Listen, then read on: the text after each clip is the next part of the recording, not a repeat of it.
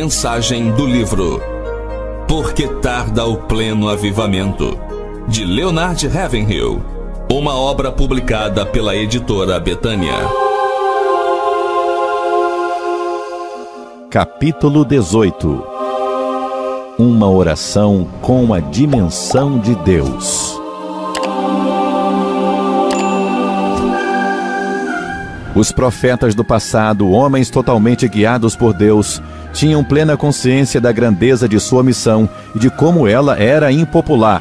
E muitos deles, sentindo-lhe o peso, procuraram fugir a ela, alegando limitações pessoais. Moisés, por exemplo, tentou evitar aquele compromisso de que dependeria o futuro de toda a nação, argumentando que era gago ou não sabia falar.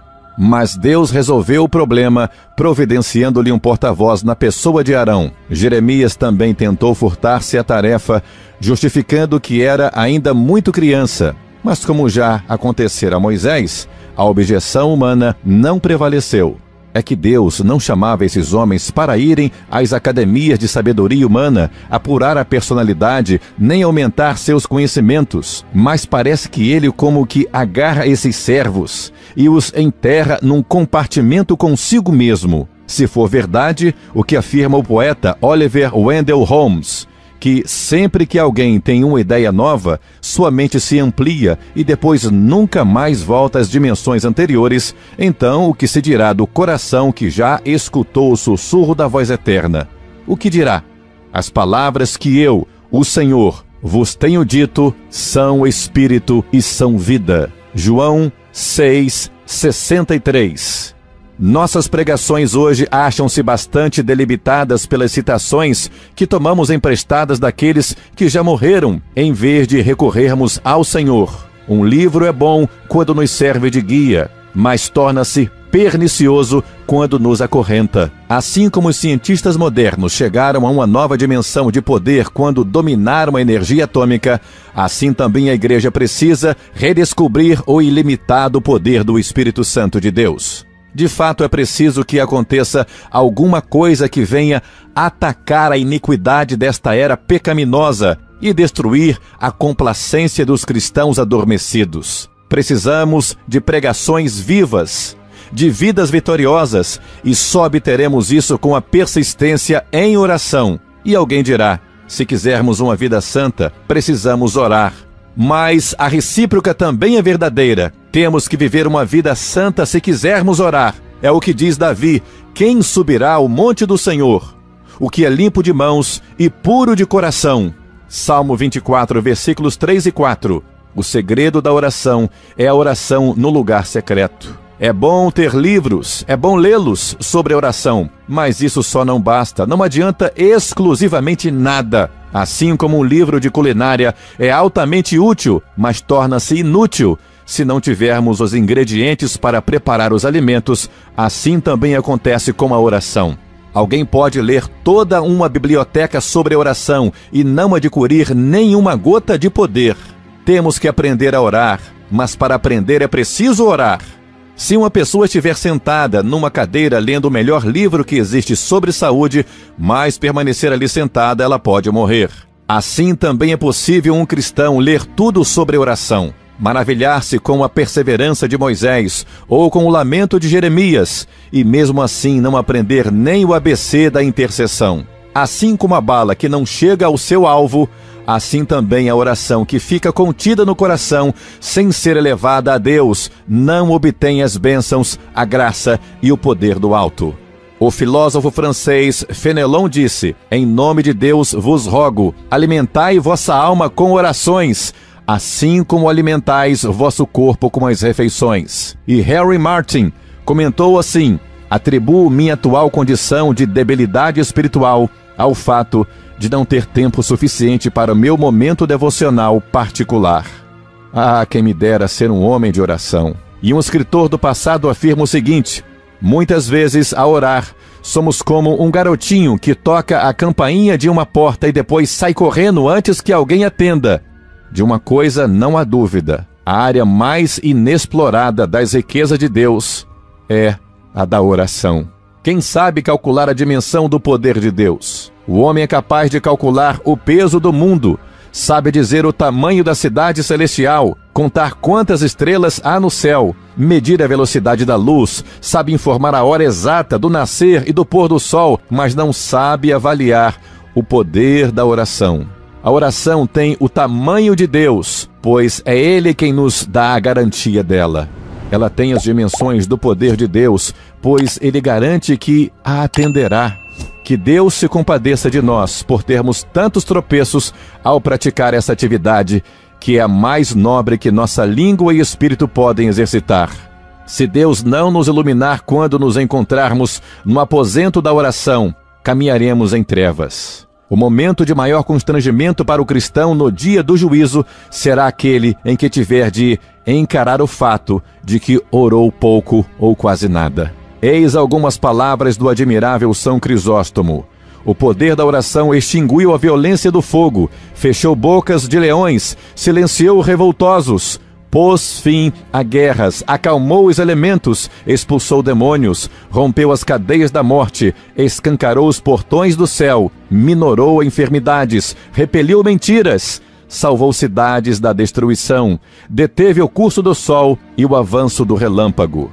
A oração é uma poderosa armadura, um tesouro que nunca acaba, uma mina que nunca se esgota, um céu que nunca fica completamente coberto de nuvens e nunca é turbado por tempestades. Ela é a raiz, a fonte, a mãe de milhares de bênçãos. Será que essas palavras de Crisóstomo são simples retórica visando a fazer com que algo comum pareça extraordinário? A Bíblia desconhece tais artifícios. Elias era um grande homem, era um homem conhecedor da arte da oração, tanto que conseguiu alterar o curso normal da natureza e estrangulou a economia de uma nação. Pela oração ele fez descer fogo do céu, levou homens a se prostrarem e fez descer chuva do céu.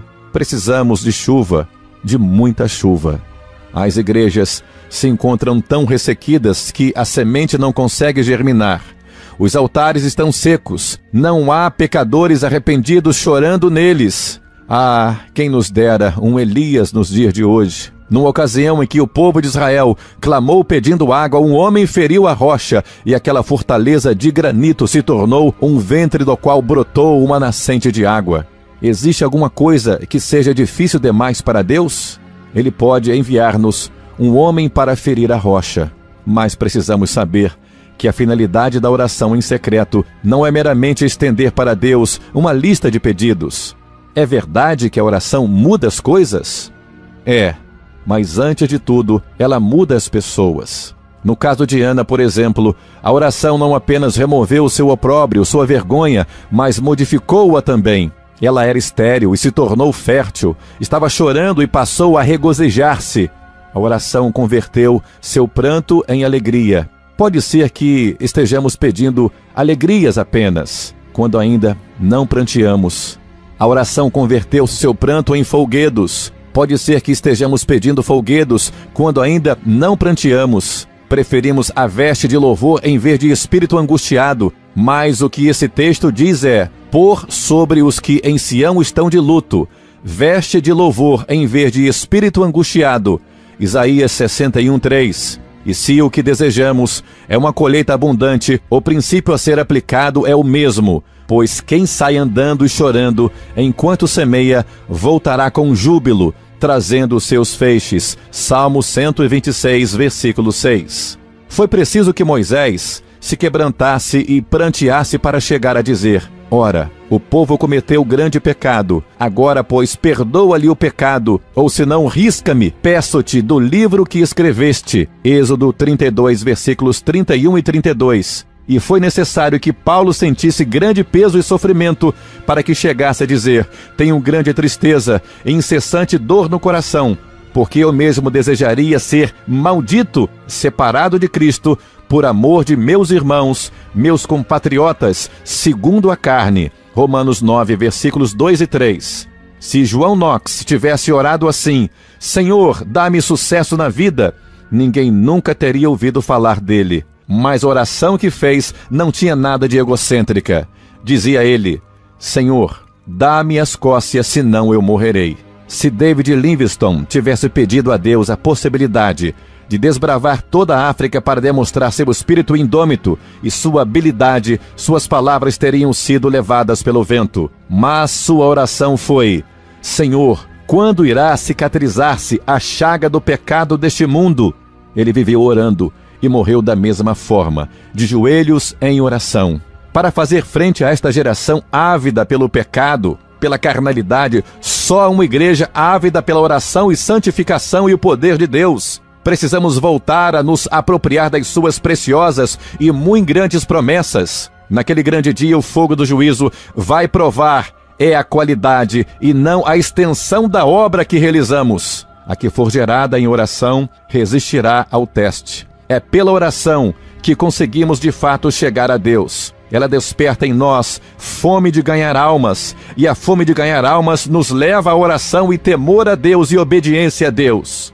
O cristão que tem a visão espiritual ora, e o que ora obtém visão espiritual. Aquele que ora consciente de sua própria fraqueza recebe a força e o poder do Senhor. Possamos nós ser capazes de orar como Elias, que era sujeito aos mesmos sentimentos que nós. Senhor, leva-nos a orar para a tua glória e para o teu louvor, e que assim esta geração seja agraciada com a tua misericórdia, em nome de Jesus.